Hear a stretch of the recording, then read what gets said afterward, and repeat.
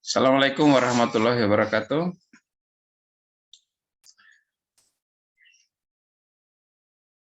Alhamdulillahirrabbilalamin. Asyhadu an la ilaha illallah wa asyhadu anna Muhammadan abduhu wa rasuluh. Kita lanjutkan bab 3. Yang lalu kita sudah bahas tentang bab 2. Kali ini bab 3. Jadi kalau sudah selesai pertemuan hari ini, proposal sudah hampir bisa tuntas. Tinggal lampirannya, mulai dari lampiran apa saja yang dibutuhkan. Bab 3, metode penelitian. Ya. Jadi bab 3, nama babnya metode penelitian.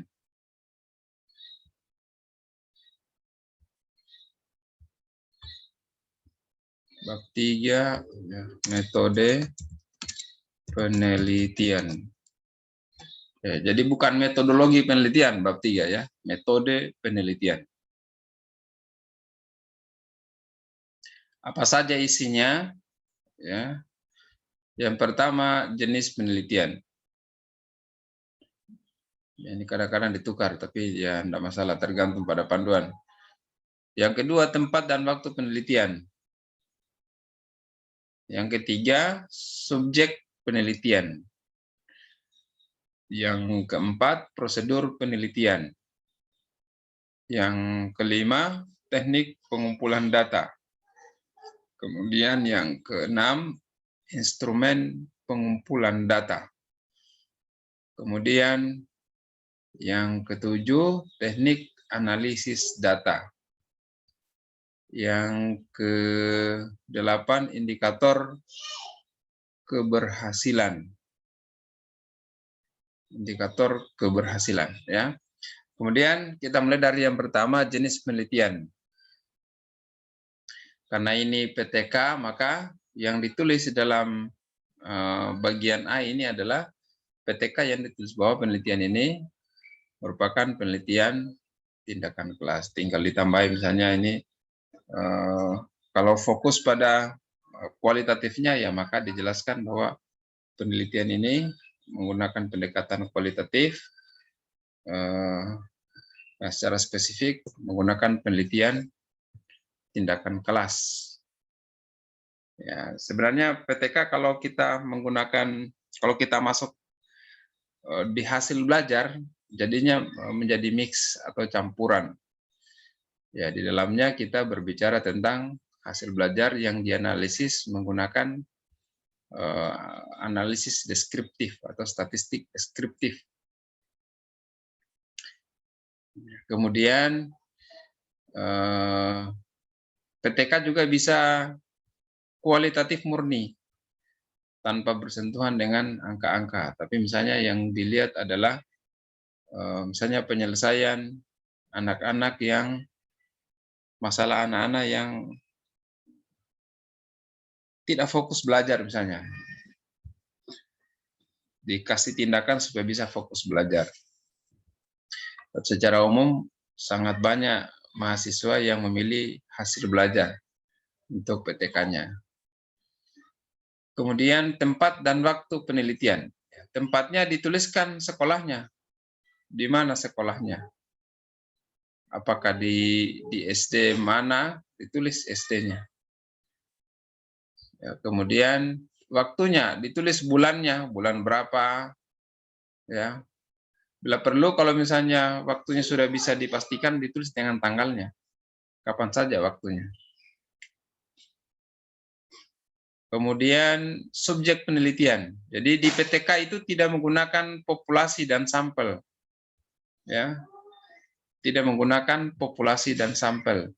Yang gunakan populasi dan sampel itu adalah penelitian kuantitatif yang menggunakan analisis inferensial. Ya, yang menggunakan analisis inferensial. Kalau di PTK tidak menggunakan analisis inferensial karena bersifat kasuistik, ya, bersifat kasus. Jadi yang kita selesaikan adalah masalah di satu tempat dan hasil penelitiannya juga hanya berfungsi atau hanya digunakan atau hanya disimpulkan untuk di mana tempat kita penelitian itu. Jadi hanya berlaku di situ saja, tidak pada yang lain. Beda kalau penelitian inferensial yang menggunakan analisis inferensial, kesimpulannya berlaku umum dan tergantung pada populasinya, populasi mana yang kita gunakan. Kalau misalnya populasinya kota Bau-Bau, maka kesimpulannya berlaku untuk sekota Bau-Bau. Ya, misalnya pada siswa SD kelas 5 di kota Bau-Bau, populasinya, maka kesimpulan itu berlaku untuk yang tadi itu, keseluruhannya. Meskipun kita menggunakan sampel hanya tidak terlalu banyak, hanya sedikit, misalnya hanya beberapa persen dari itu. Kemudian dia dituliskan itu laki-lakinya, misalnya subjek penelitian ini adalah siswa kelas 5 SD yang terdiri atas atau yang berjumlah atau sebanyak 25 orang yang terdiri atas 12 laki-laki dan 13 perempuan misalnya.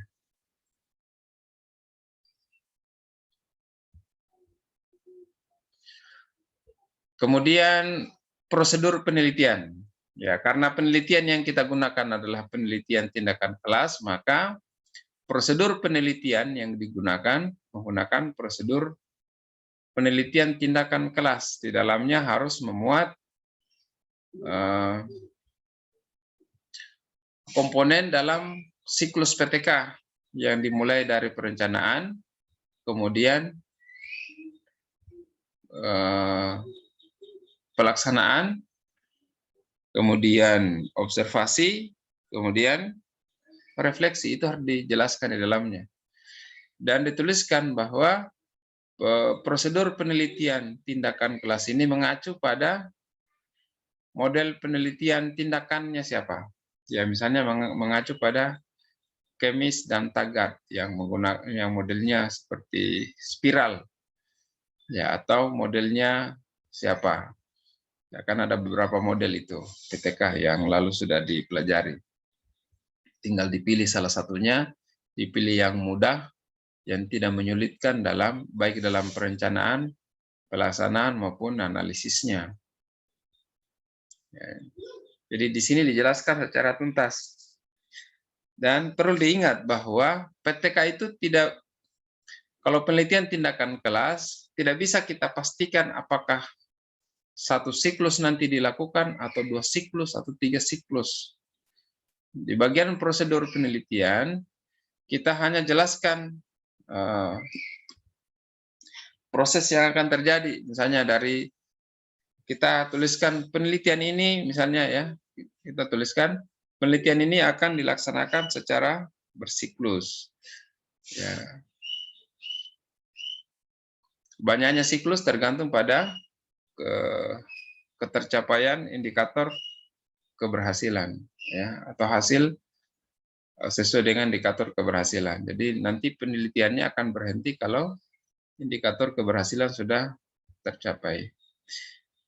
Nah, kita jelaskan mulai dari tahap perencanaan. Apa yang direncanakan dalam PTK? Ya. Ya, misalnya kita sudah siklus pertama, ya, siklus pertama kita tuliskan tahap perencanaan. Apa yang direncanakan? Pertama, misalnya kalau kita mau teliti tentang upaya peningkatan hasil belajar, ya, yang kita buat dalam tahap perencanaan apa? Membuat RPP-nya, ya, membuat RPP-nya berdasarkan silabus yang ada. Jadi kita analisis dulu silabusnya, kita lihat pembelajarannya apa saja yang akan kita lakukan. Kemudian tentunya di depan juga kita sudah memilih metode atau model pembelajaran misalnya. Tapi ingat, PTK itu tidak harus meningkatkan hasil belajar ya. Ya, meskipun yang paling gampang yang sering diambil oleh mahasiswa adalah peningkatan hasil belajar. Misalnya kita pilih model pembelajaran kooperatif misalnya. Ya, kita pilih model pembelajaran kooperatif. Maka kita buat RPP menggunakan model pembelajaran kooperatif. Ya, jangan kita sudah pilih model pembelajaran kooperatif, lalu di perencanaan pembelajaran kita buat RPP yang muncul model pembelajaran lain, misalnya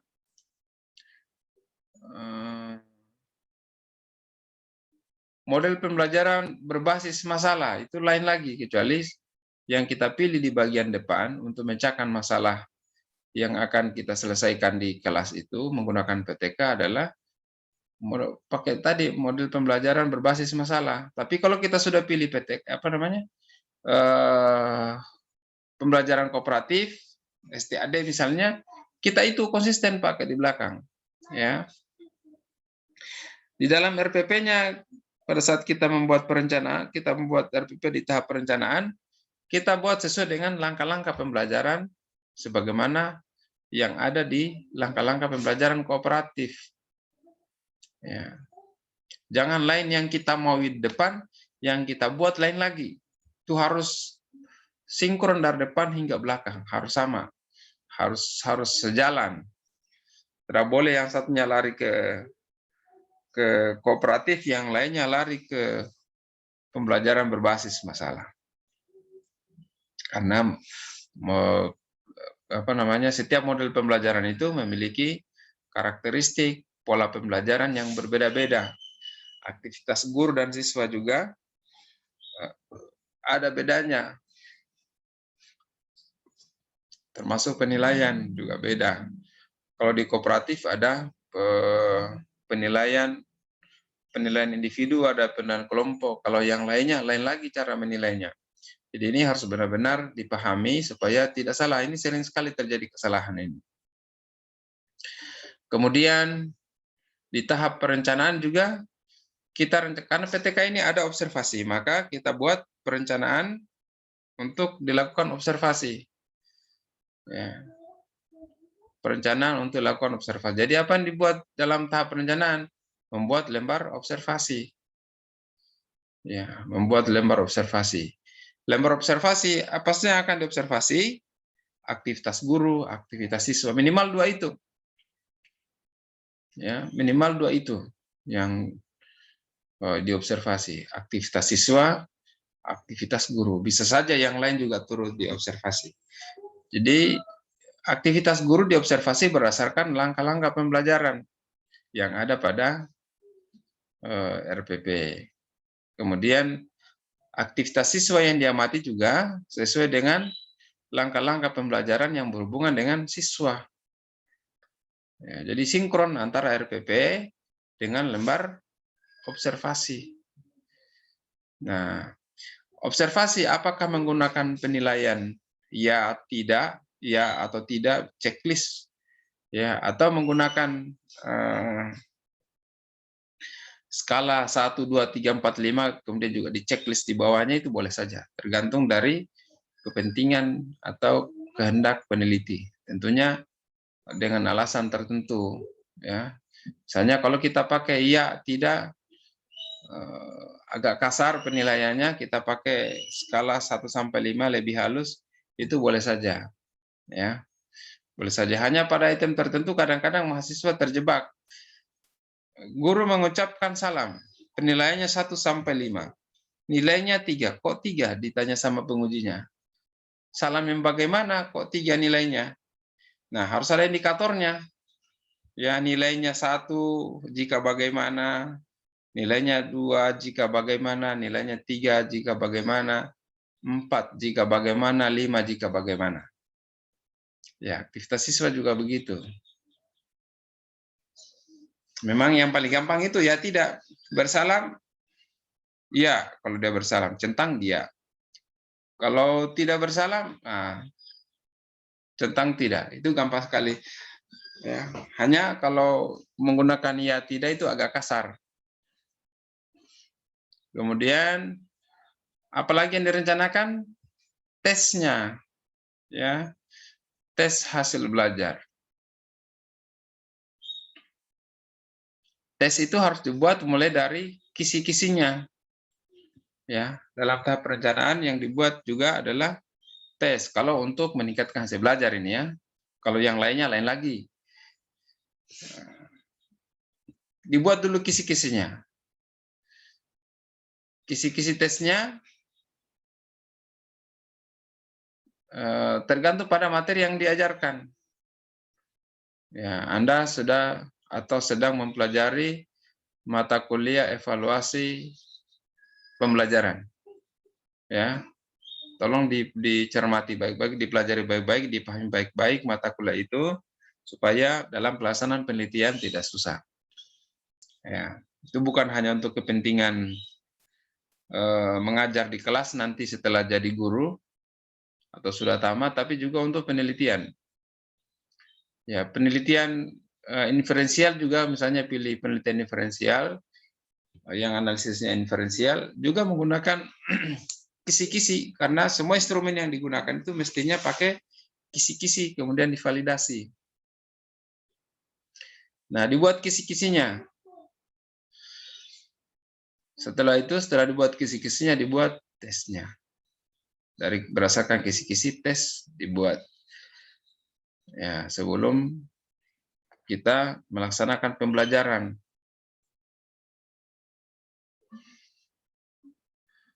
Nah, kemudian tes ada berapa yang akan dibuat? Ya kan, PTK ini ada misalnya untuk meningkatkan hasil belajar, ya, untuk meningkatkan hasil belajar maka kita harus tes dulu sebelum pelaksanaan pembelajaran atau pretest. Kita kasih pretest dulu atau tes awal. Setelah itu di bagian akhir siklus, ya, setelah siklus dilakukan tuntas semua pembelajarannya, kita tes kembali. Apakah tes pada pretestnya dengan pada post-test atau tes akhir dari pembelajaran itu beda atau sama? Ya, sebaiknya digunakan tes yang sama, ya, sehingga benar-benar dilihat, oh ada perubahan. Kita menggunakan alat ukur yang sama. Ya, kalau kita menggunakan tes yang sama, maka cukup satu saja yang dibuat tesnya. Bisa juga beda, tapi ya yang berbeda perbedaannya tidak jauh. Ya, misalnya soal nomor 1 ukur tentang kemampuan menghitung bilangan menggunakan operasi penjumlahan dua bilangan, ya, dua bilangan yang dijumlahkan. Ya, kalau matematik misalnya pada pretest dikasih 4 tambah 5. Ya, pada postestnya dikasih bilangan yang lain yang tidak jauh dari itu. Ya, sehingga kemampuan siswa bisa diukur. Oh, sebelum pembelajaran seperti ini kemampuannya, setelah pembelajaran dilakukan seperti ini kemampuannya, bisa dibandingkan. Tapi kalau tesnya beda, ya misalnya ada pretestnya 2 nomor, posttestnya 10 nomor, itu saja sudah sulit itu untuk kita bandingkan. Kita tidak bisa jadikan dasar adanya perubahan. Ya, jadi sebaiknya dibuat sama, tapi kok kalau kita kasih sama, bocor soalnya, ya nanti soalnya itu langsung ditarik kembali, jangan dibiarkan dipegang oleh siswa. Ya, memang sudah pernah dilihat oleh siswa. Mudah-mudahan kalau pernah dia kerjakan soal itu, dia bisa kontrol belajarnya. Saya harus pelajari yang ini, tapi biasanya siswa juga enggak paham tentang itu. Ya. Jadi dibuat perencanaan tadi, RPP-nya, kemudian lembar observasinya, kemudian tesnya. Nah, kalau nanti kita menggunakan juga wawancara, maka di tahap perencanaan kita buat juga item-item wawancaranya sama juga seperti itu.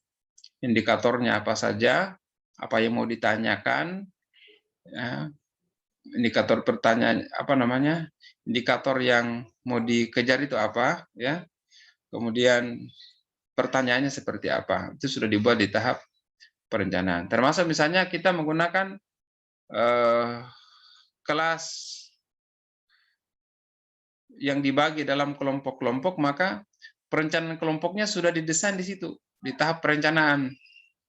Sehingga pada saat masuk kelas, kelompok itu sudah jadi atau tinggal dioperasionalkan di lapangan. Ya, misalnya kelompok dibuat berdasarkan nomor urut misalnya. Itu sudah didesain memang dari awal di tahap perencanaan. Ya. Kemudian yang berikutnya, di siklus 1 masuk ke tahap pelaksanaan. Selesai perencanaan, ya, sudah lengkap perencanaannya, sudah matang, sudah tiba saatnya masuk kelas, ya, masuk kelas. Dengan perencanaan yang matang, masuk kelas, lalu dilaksanakan pembelajaran. Dengan membawa semua perangkat tadi. RPP-nya dibawa, mengajar, kalau pembelajarannya, mengajar harus sesuai dengan RPP. Tidak boleh keluar dari RPP. Ya, masuk kelas harus didampingi oleh orang lain yang melakukan observasi. Minimal 1 orang temannya yang akan observasi aktivitas guru. Ada yang observasi aktivitas siswa. Baiknya minimal 2 orang. Ya, kalau 1 masih kerepotan itu observernya. Ya. Kerepotan observernya karena harus lihat gurunya mengajar, harus perhatikan aktivitas siswanya. Yang paling bagus kalau 2 orang minimal. Ya, lalu mereka melakukan penilaian berdasarkan indikator yang sudah ada di observasi. Guru yang mengajar boleh saja guru kelasnya, boleh juga Anda sebagai peneliti, ya, bertindak sebagai guru, masuk mengajar di kelas. Yang paling penting adalah menguasai materi. Materi apa yang diajarkan itu harus dikuasai. Kemudian langkah pembelajaran harus dikuasai. Ya, kalau gurunya yang mengajar, kalau bukan Anda yang ngajar, jangan nanti tiba saatnya baru kasihkan RPP-nya gurunya. Ya, baiknya RPP itu setelah dibuat perlihatkan ke gurunya seperti ini, walaupun gurunya bukan gurunya yang mengajar, perlihatkan ke gurunya sekaligus sebagai langkah validasi, ya, sebagai langkah validasi. Kemudian kalau sudah selesai pembelajaran, lalu kumpul antara yang mengajar dengan observernya. Kemudian melakukan refleksi. Ya. Refleksi dilakukan. Apa yang kurang, apa yang sudah bagus, apa yang perlu diperbaiki. Ya. Apa yang perlu diperbaiki, baik dari aspek guru dalam melaksanakan pembelajaran maupun pada aspek siswa yang mengikuti pembelajaran. Itu semuanya dibicarakan, diceritakan, direfleksi, atau di flashback apa yang sudah terjadi. Kalau kurang diperbaiki, kalau lemah diperbaiki, kalau misalnya sudah bagus dipertahankan atau ditingkatkan. Ya.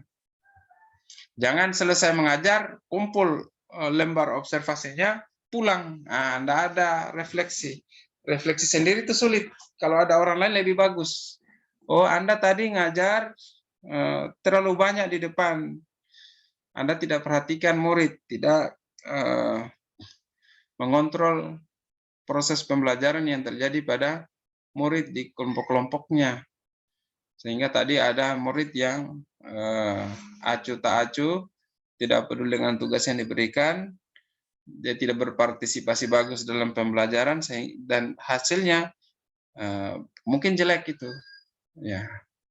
Nah, kalau sudah selesai, kalau di dalam pembelajaran sudah selesai, misalnya direncanakan 2 pertemuan, di akhir pertemuan kedua atau di waktu yang lain langsung dites, tes akhirnya, ya. Kalau baiknya, kalau pertemuan pertama penuh waktunya, pertemuan kedua penuh waktunya, maka tesnya di waktu yang lain. Ya, di waktu yang lain dites. Jadi di pertemuan yang ketiga berarti, kalau 2 pertemuan materinya. Kalau hanya 1 pertemuan berarti pertemuan yang kedua, supaya waktu untuk menyelesaikan soal siswa bisa ada waktu yang cukup. Ya, refleksi akhir setelah tes, dilihat. Setelah tesnya dianalisis tesnya. Soal mana yang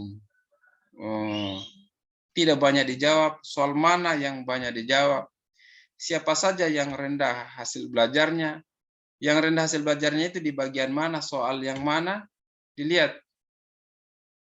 Ya, misalnya ternyata soal nomor 1, yang jawab hanya 2 orang. Oh, 2 orang.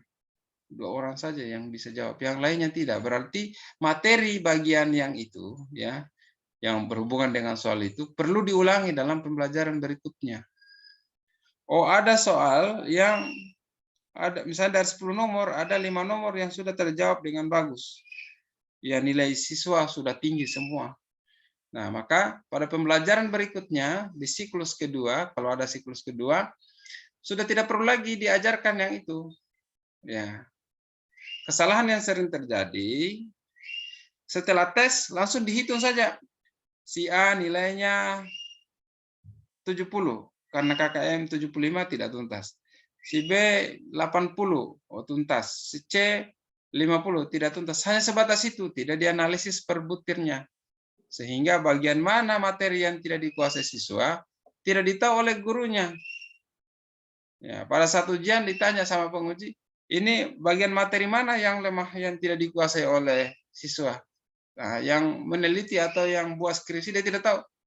Ya, mahasiswa yang pertanggungjawabkan skripsinya tidak tahu bagian mana itu. Ya, karena dia tidak melakukan analisis secara mendalam. Padahal PTK itu menyelesaikan masalah pembelajaran, masalah rendahnya hasil belajar atau ketidakpahamannya siswa.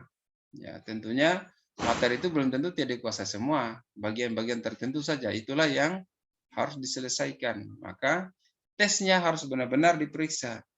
Nah, sudah ditemukan misalnya si A rendah nilainya. Nilainya hanya 70 tadi. Ada soal yang tidak bisa dijawab. Nah, dilihat kembali juga lembar observasinya pada saat pembelajaran atau diingat pada saat pembelajaran yang bersangkutan ini bikin apa saja. Jangan-jangan sudah itu yang ganggu-ganggu temannya. Dia tidak fokus belajar. Ya, atau jangan-jangan pada saat mengajar guru yang mengajar tidak dia lompati materi itu, maka harus diajarkan kembali. Ya.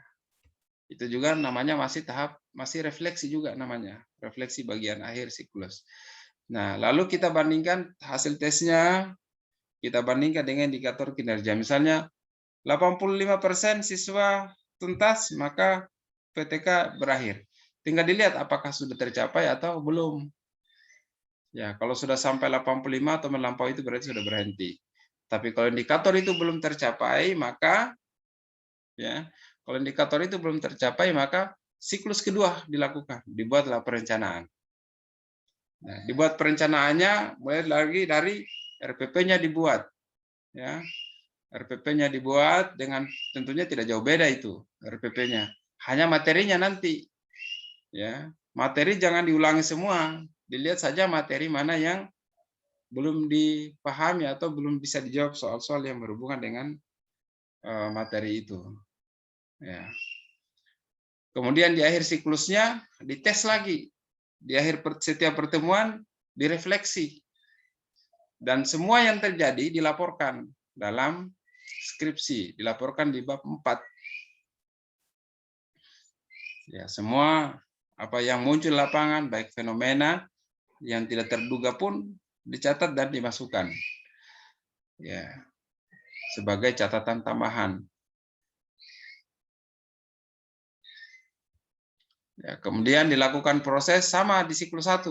Ya, dari perencanaan sampai dengan refleksinya, ditambah dengan tesnya tadi.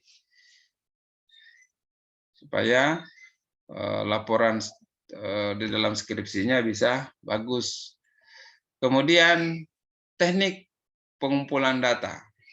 Nah, teknik pengumpulan data ini merupakan cara untuk mengumpulkan data, tekniknya, caranya. Ya, yang umum kalau misalnya kita ingin meningkatkan hasil belajar, misalnya judulnya upaya meningkatkan hasil belajar apa IPA misalnya, maka yang kita gunakan adalah lembar observasi yang saya sebutkan di awal tadi. Lembar observasi, kemudian tes, kalau mau pakai wawancara juga wawancara, silakan. Itu yang dituliskan. Misalnya tes, teknik tes digunakan untuk mengumpulkan data hasil belajar. Tes akan dilakukan sebelum dan sesudah pelaksanaan tindakan. Ya, itu yang dijelaskan. Kemudian teknik observasi digunakan untuk mengumpulkan data aktivitas pembelajaran. Siapa saja ya aktivitas pembelajaran siswa dan guru. Yang akan melakukan observasi adalah kolaborator misalnya. Ya, dijelaskan di bagian teknik. Ya, setelah itu masuk ke instrumen pengumpulan data. Masuk ke instrumen pengumpulan data. Nah, kalau kita menggunakan teknik observasi, maka instrumennya lembar observasi. Ya, di lembar observasi, di bagian instrumen ini dijelaskan. Ya, misalnya pada lembar observasi nanti akan diobservasi aspek apa saja. Ya, aspek-aspeknya. Misalnya di bagian awal pembelajaran apa yang diobservasi, kemudian di bagian kegiatan inti apa yang diobservasi, di bagian penutup apa yang diobservasi. Itu dijelaskan. Kemudian tesnya juga dijelaskan. Nah, termasuk tadi skalanya apakah menggunakan ya atau tidak, atau menggunakan misalnya skala 1 sampai 5 misalnya diobservasi. Tes juga begitu. Tesnya dijelaskan. Tes yang akan digunakan misalnya menggunakan tes pilihan ganda. Banyaknya sekian. Ya, sekian. Kis-kisnya sebagai berikut. Nah, sudah kis-kisnya dicantumkan. Ya. Jadi kelihatan dan beda itu antara teknik dengan instrumen. Teknik pengumpulan data yang diceritakan tentang caranya, kemudian instrumen pengumpulan data yang dijelaskan adalah instrumennya. Ya, karakteristik instrumen harus dijelaskan di sana. Lalu teknik analisis data. Analisis datanya kita pakai apa? Ya, misalnya hasil belajar. Saya dihitung rata-ratanya, skornya bagaimana, dicantumkan. Hasil observasi juga begitu. Kalau pakai wawancara, analisis hasil wawancaranya bagaimana? Kalau analisis wawancara biasanya menggunakan analisis yang kualitatif misalnya. Ya, misalnya menggunakan mengacu pada teorinya siapa, itu dijelaskan di bagian analisis data. Jangan hanya hasil tesnya yang dianalisis, semua data yang dikumpulkan dianalisis. Ya, kemudian di bagian akhir bab 3 ada indikator keberhasilan. Indikator keberhasilan ini menjadi patokan untuk menentukan apakah hasil PTK lanjut di siklus berikutnya atau tidak. Ya, jadi misalnya siklus 1 kita tentukan indikator keberhasilan penelitian misalnya siswa 85% tuntas belajarnya. Kalau sudah tuntas 85% siswa di kelas itu maka siklus sudah berhenti. Ya, patokannya di sini. Jadi ternyata di siklus pertama belum sampai di situ. Lanjut siklus kedua. Siklus kedua belum capai, lanjut siklus ketiga. Nah, ini sudah berulang-ulang, hentikan saja. Berarti ambil saja kesimpulan bahwa metode atau model pembelajaran yang digunakan tidak baik. Ya, jangan rekomendasikan untuk pembelajaran berikutnya. Ya, itu untuk isinya bab 3. Mudah-mudahan ini bisa dipahami dengan baik. Di proposal yang dibuat mulai setelah pertemuan ini silakan dilanjutkan pekerjaannya supaya bisa sudah jadi 3 bab ya, tinggal yang berikutnya. Kalau ada pertanyaan nanti setelah ini ya,